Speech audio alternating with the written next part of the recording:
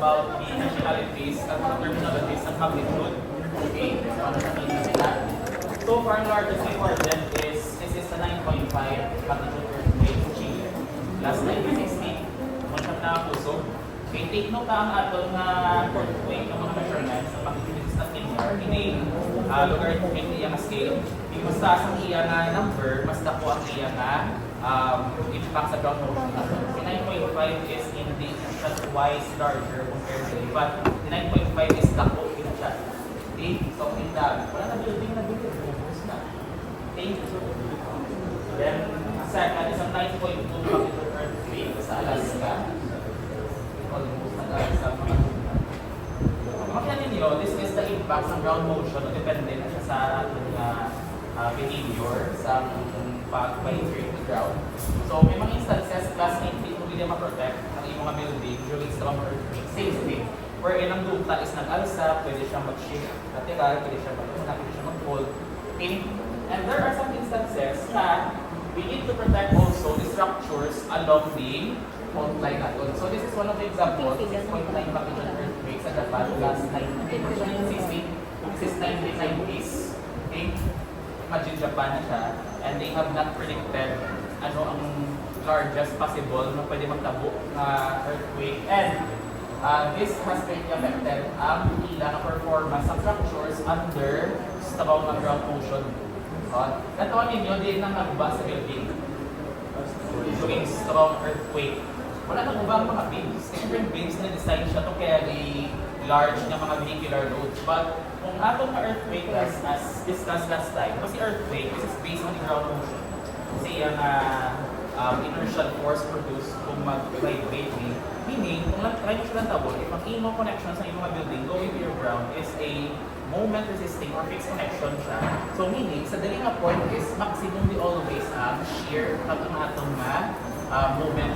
Una nga, kung may mga earthquake failures ang usual niya ang problema is arat ang base mismo sa building, arat ang largest magnitude isang seismic forces downward. But doesn't mean na sa base na siya alone, of course. So we will discuss that later. So makita ninyo, creation of crane, more likely due to shear. Okay? Sa local natin, we have also ang earthquake last 1990, 7.8 magnitude. This is sa Manila. Okay, nag-topple down ang building. So more likely, yung failure is arating mo sa base. Okay, pinaka-recent, tungkol mo sa earthquake last 2012 or 2013. Dito naman na sa 2012. Balay. Ano 2013? 2013. Tulog ko to. Or 2012. Basta epektado to ang negros. 2012, no? Hindi ko na time. Tulog. Okay, so tungkol mo ka muna. Yeah. Nung before first year college, tapos kami that time sa SM, tapos wala pa na ang SNX. Nagpilit kami batch sa package counter. Tapos pag linog, tingin pa evacuate. Wala kami doon sa evacuate na nagwa kami sa SM, ang bag naman na sulod, ang wallet naman na kami dito. So dito na kami natulad, whole day. So may mga goal na para sa ako, kaya yung mga time, hindi sila mag-open sa establishment, kaya base may mga outlet shop. So, nagsunod kami itong mga 11 AM sa morning, nagwa kami mga 6 PM na. Kaya wala kami ng bag namin, pero yung eat. So, puso ko siya, especially sa Bohol. This is 7.2 magnitude earthquake sa Bohol, last 2013. Na ang church, dito rin ako sa isang church, na ang iyang mga final structure is nakuha. Isa. Then a recent, last year sa Mindanao, 7.6 magnitude, and isa sa pinaka-famous photo na ang balay. Alam mo di ba Japan? Pang-uod sa Japan sa babaw, pero nasa dalong lang sa looban. Anong nakita niyo pa mag-pattern na kape ng mga buildings sa earthquake?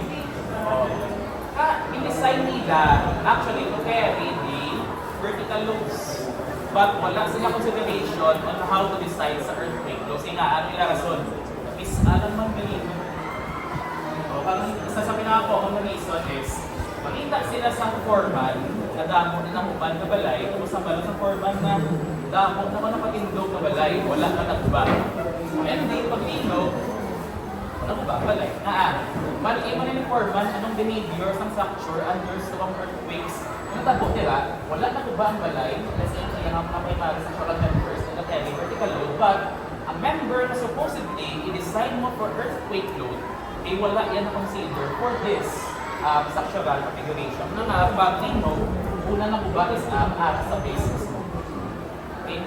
Dapat na nila sa mga instances, mga balay na wala nagkuha engineer, tapos inuuan ang plano na ikupyan sa piyak na balay, di ba sila nabubura sa piyak na balay, sinubura siya 10 years ago, or 20 years ago, na hindi pa tiyak class significant ang earthquake load. Ang nga sa recent sa Institute of 15, in-revise niya ang seismic load natin na to comply with the recent behavior sa mga earthquake natin. Kag ano mga bago na provision para maging seismic resistant ang ating building. Muna sa class kung may mga old building na before 1992, actually kasi earthquake load dun sugod sa 1992. Kabalo ko mga 1992. Kay, ang muna tayo may kusog ng earthquake sa 1990. So, ASEP or Association of Structural Engineers of the Philippines sa patawag council that time na we need to improve our seismic code provision. Wala kami mga building, kamuklas na makitaan, ang na-construct siya before 1992, more likely na siya mga building, need siya i-assess for seismic na requirements. Kaya ko naman time plus 1 project in Guapolila as structural engineer for the project. Existing na siya.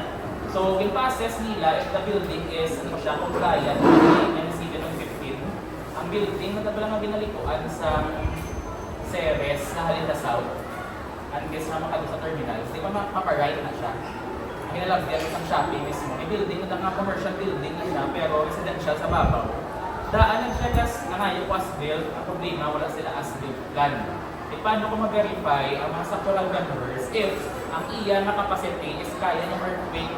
So, isa dun pa-require ko sa ila is we need to do X-ray na investigation, kinanglan ni Balcon kung ano tong size ng rebars, pila kabilo ang rebars, pila mga spacing sa mga reinforcement.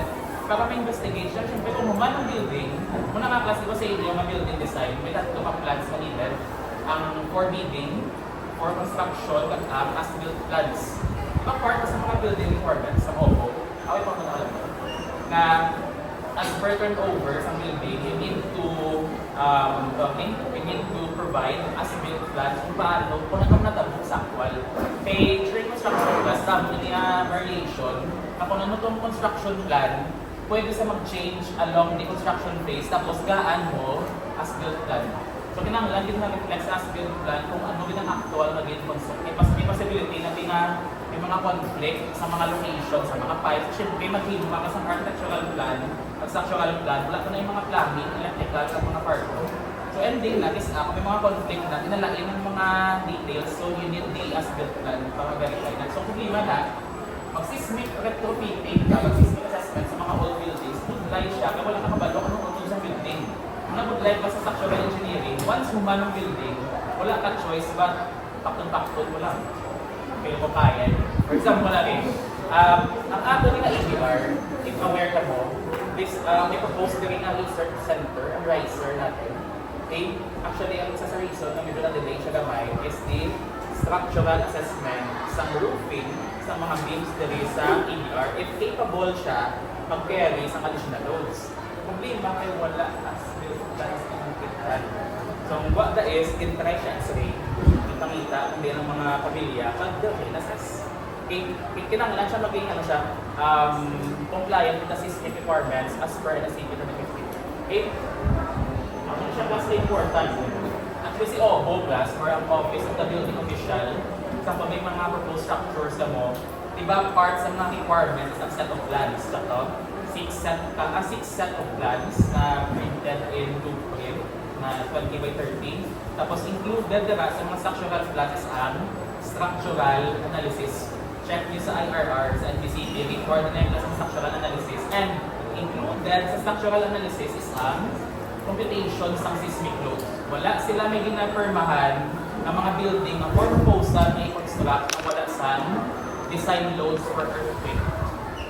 Yung pas one time, nagpasangkod sa akin kay nagmula yan sa mag-suma sa design loads. Ay, example na paano Paano kwartahan ang natunaan sa theory 1? Sabay lang ito, sabay. Ano mga 10 na mga 10? So, extra sa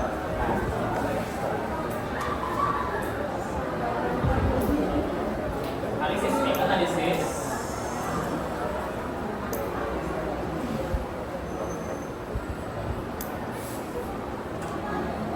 So, pinapakita ni class ni Opo, ang problema lang tayo, ang hindi ng client is napahiran nilang ilang civil engineer. So, tapos napahiran na ito sa civil engineer ko, wala naghatag sa system analysis.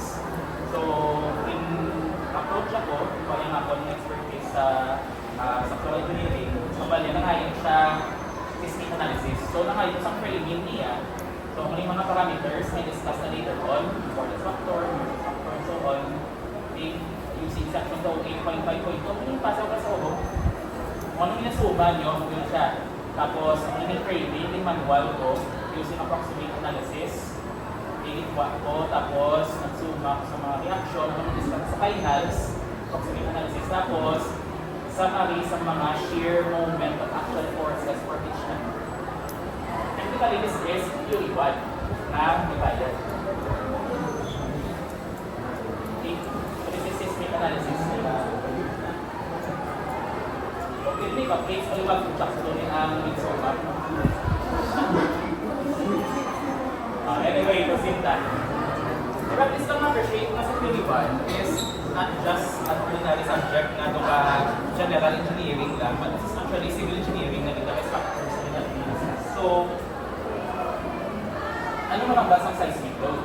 Okay, so usually class, ano nakakot sa term? Earthquake loads or NSCP, but more professional na term is seismic. Okay, usually ginagamit na ASCE, seismic coordinates, seismic provision. Okay, so when you say seismic load, so these are ground motions related to major earthquake forces. Meaning na say major earthquake forces, significant siya. So later on, sa mga code provision, may minimum tag, ang magnitude sa earthquake na mahambal na mga major siya. Pwede makisami mga minor na ground motions na kakadetect si PBOX. But ang significant nila is I think mga more than 4 na magnitude.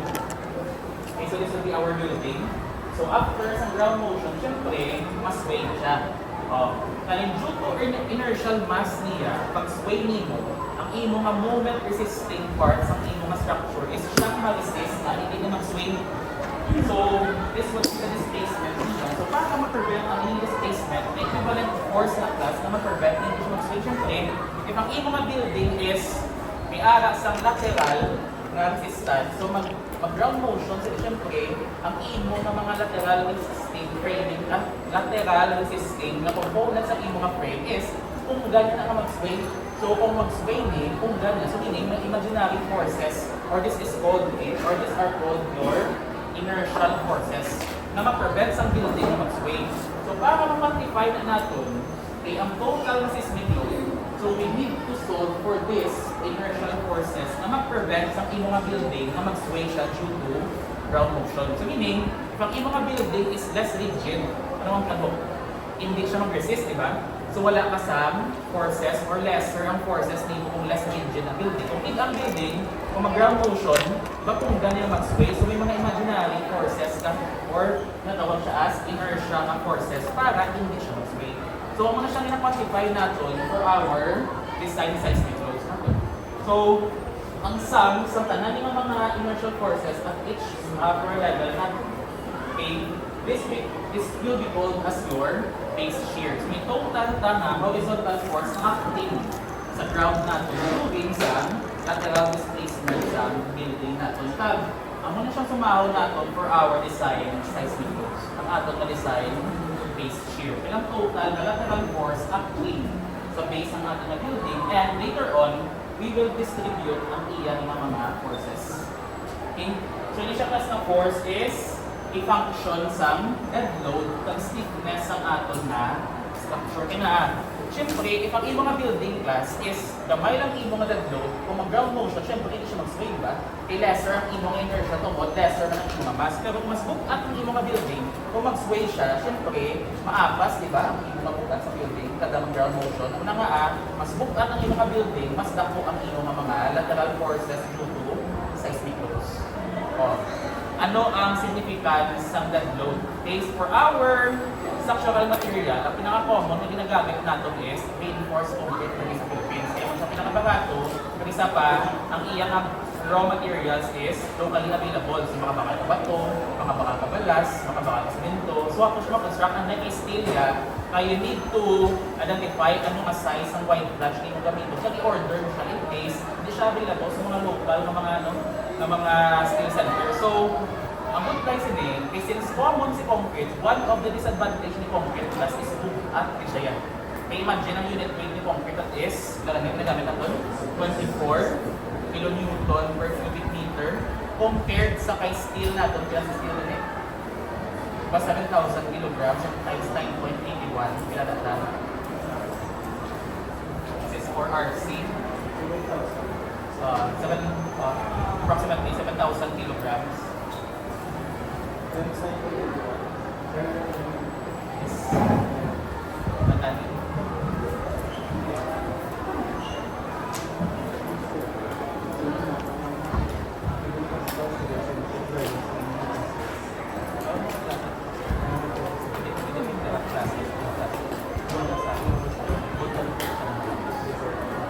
Next time daw interact sa class na. Mampag mo ba sa internet? Magkano 7,000 times 9.81? 68,000.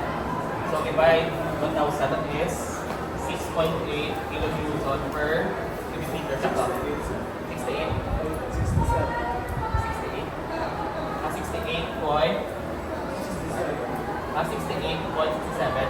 Kung yan steel. Kasi mas bukat man eh. Try to compare ang larger members compared sa may steel. Hindi na siya purely alone sa unit weight ni steel natin, but strength ni steel is mas dako compared sa strength ni concrete na. So, may di ba si steel, nadalaga ng iyang strength up to 420 MPa. This is the yielding strength niya, but si concrete is only 21 MPa. So, meaning, kung magkakit sa structural steel, smaller members ang magamit nito compared kay concrete. Una nga, mas magaan siya kay smaller members na required. So, kung ang imo nga building is reinforced concrete, expect ka na ang imo nga mga seismic loads is dalang okay. Even for a 2-story na building. Nakuha na siyang seismic loads. Based on experience class, most mga design ko sa residential building, 2-story man or 3-story, ang nag-govern na load combi is always the earthquake load. Kag dira ko na-realize, try to imagine, tanan ng mga balay na multi-story, mga 2-story or 3-story, na wala yung design sa engineer. Pagtilog sa Bacolod o sa Negros. Kung wala siyang in-check sa engineer, kung pila ang difference. Ang difference actually class almost times 2. Times 2 billion ang difference. Kung may earthquake, kung wala earthquake. Amo na nga ako, may strong earthquakes, hindi na akong makilog sa Negros Occidental kung may mga balay na wala siyang design sa isang engineer. So, please consider it. Sila is alam ang galino. Di ba, ito ka mali. Imagine, nag-invest na millions. Usually siguro balay is 2 million and above na yun. Tapos i-loan mo pa sa pag-ibig, 30 years to pay, pag 15th year pa lang, baba na yung mga balay. Ano kung sa inyong kondo? So why not spend professional fees sa mga dedicated professionals, architects, engineers, para ma-design ang inyong mga balay. Siyempre investment na lang good for ilan na siya na years sa bilog mga tenure na para, ano siya, hindi na siya basta-basta hindi mo ang kwarta sa pagpasundog sa balay. So, why not invest money for the professionals also ang design sila? Kita mo kita sa balay na wala nila design ng professional. Dapat kaya siyempre si Obo, may mga mag-blame ako yung gambal na si Obo. So, let's say, makuha ka lang plano, ikopya mo ng plano, tapos ma-permit na engineer, magbubukas ang balay, wala din sunod ng plano. Hindi nga, yes, built man sir. Anyway, ang importance ni base shear natin. Okay, So kindly open your NSCP na.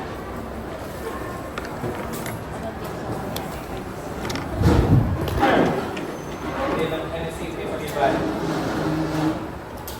Okay, ito naman. Kita mo talikod na ano. Para sa conference ko.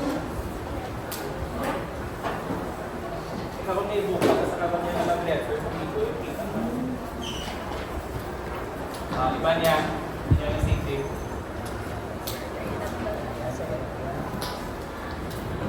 Ikaw, NSCP. Wala ka sa conference ko para makita din na kung din mo na letter ng mga code. Ibalik yung sir class ha.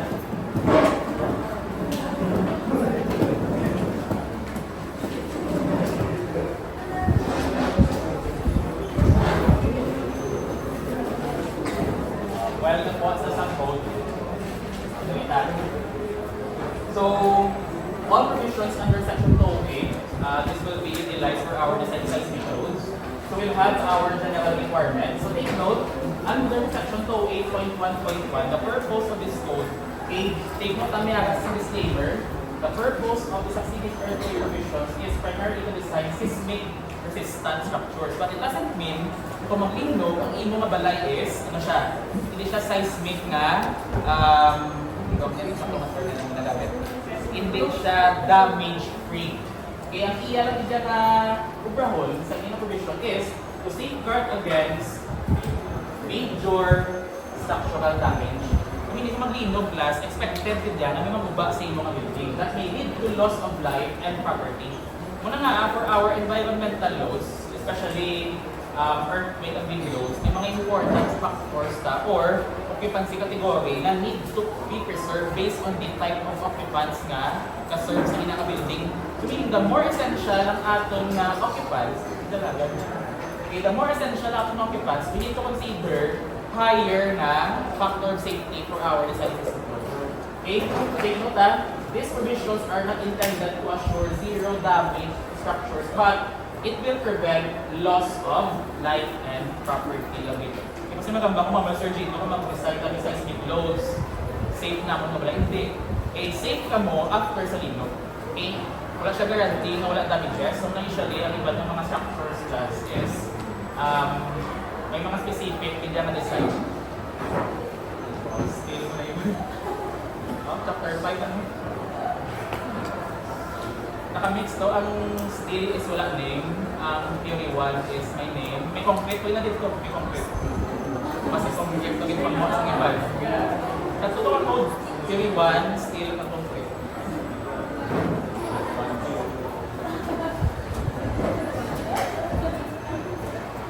Next is ang minimum system design. So, tanaming class of provision, these are all minimum values. So, depende na kay structural engineer if gaan niya higher ng factor of safety. Siyempre, ang bylaw sini is ang ano naman nga, economy aside. Kaya kung dako gamiton mga seismic design provision, dalag ko ka ng members ni ko nga required. Okay?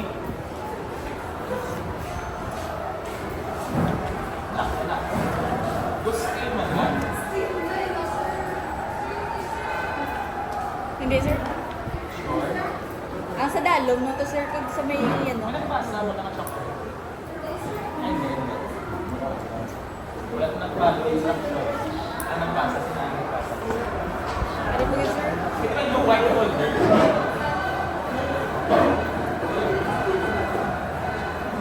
Yan sa password. Ano yung program?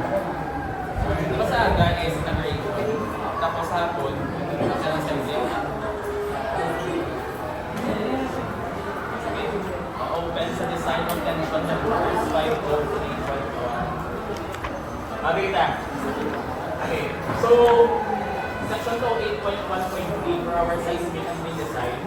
So, when the code prescribed wind design produces greater effect, so dapat sa wind design mag-earn. But, if ang detailed requirements and limitations prescribed in section and reference section shall be made to retain sa atong class na reinforced concrete at structural steel, may mga special na seismic provision na kinanglan for our detailing sa mga members. Kaya, aside sa structural analysis natin, we need also to consider the behavior sa aton ng mga materials. Yes, andyan.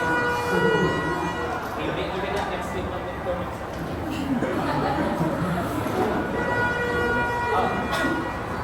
I got a phase, which is the structural analysis and structural design. The analysis is to describe some external loads and the determination sa mga internal effects ng ato ng external loads. But for our design, yes.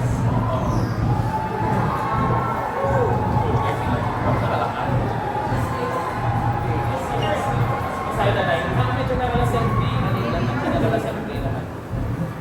So, yung mga hindi maligat, may general assembly kung so kung general assembly naman, overall na naman. Last time sila sa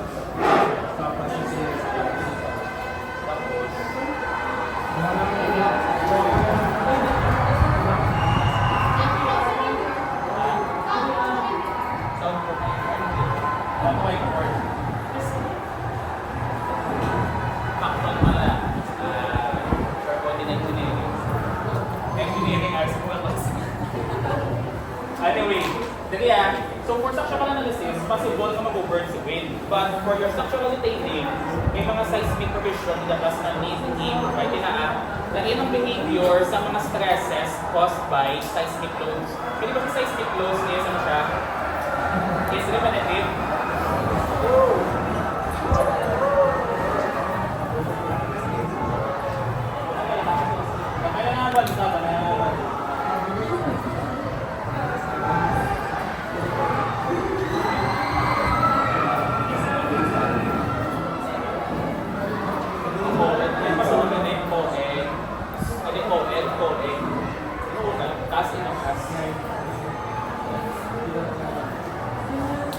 Anyway, mabalik na A. For structural analysis, pwede mo convert si wind or seismic. But for design, may possibility na si seismic bigyan gamitin na provision even though si wind ang nag-convert. Siyempre, ang behavior sa stresses class under seismic load is different compared sa mga ordinary loads natin. Kasi seismic class is ano siya, ng repetitive. So, may possible cause ng fatigue, yung mga factors na consider, tapos ang mga reversal nila. For example, for a building na experience ng seismic load,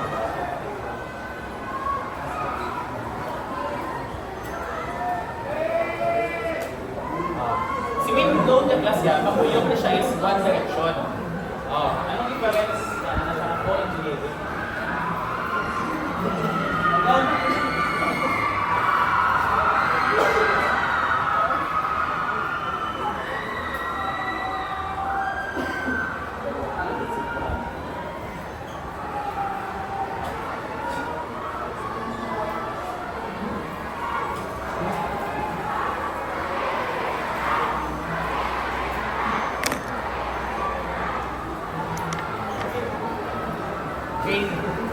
Si wind load na class, wala sa produce sa oscillating na coming na translation sa structure natin. But for earthquake is, kasi hindi siya vibrate. So ano matabok sa atin ng mga beams? So ang beam natin, nga ay unique ang iyang detailing kay, for example, si beam natin kung mag-sway siya at this direction, ang iyong mga movement is, let's say, pangunin.